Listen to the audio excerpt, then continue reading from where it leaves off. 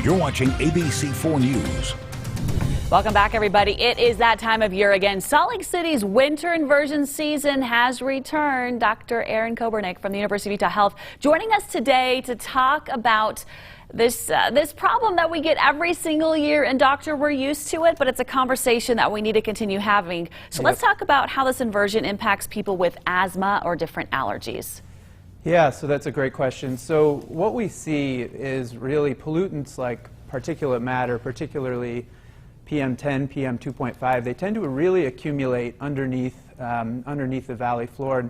And so what we see is that those have a direct effect on the human lung. In particular, for people who have asthma or allergic disease, we see those pollutants causing quite a bit of inflammation that can be really tricky to manage. For people who have asthma and allergic disease, things get worse with the inversion, no question about it. So should we be staying inside, especially if there are some underlying issues? Well, it's a great question, and the answer is really all about balance. So there's no doubt that if you have severe respiratory disease, going out on a day where the air quality is terrible is not going to be a good idea.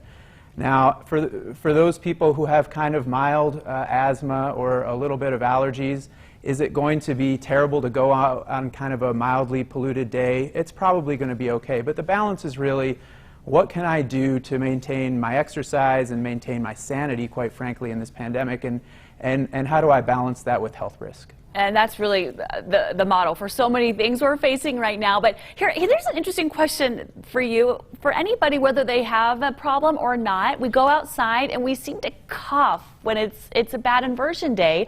Right now, we're all very aware of that because it could be a symptom of COVID-19. But talk about why the cold air and the inversion can kind of cause that on its own. Yeah, so the inversion does it, it's a great question. The inversion does it by directly offending the lung. And so what you do in response to a pollutant is you make a lot of mucus, you end up having to cough it out. You see a lot of inflammation if you were to do a biopsy on that lung.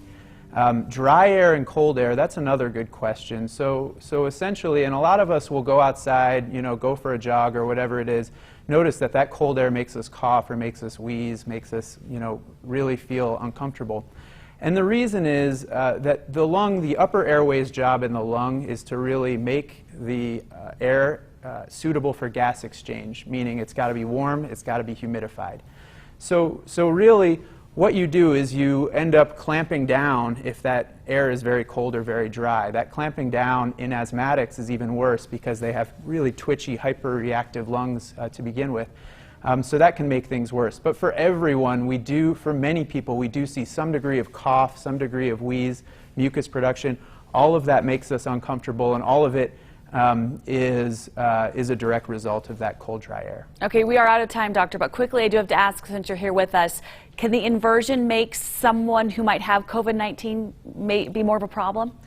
The answer to that is unknown. What we do know is that pollutants can make viral infection worse. So we know that from other viruses we've seen. We can certainly speculate, and I would speculate, that COVID-19 infection could be made worse by a really bad air quality day, or maybe we'll see more hospitalizations due to it, but it's a great question. Okay, doctor, thank you so much for joining us. Dr. Kobernick here from the University of Utah Health. We do appreciate it. More information, of course, online here at abc4.com. Thank you very much for joining us today. Thank you.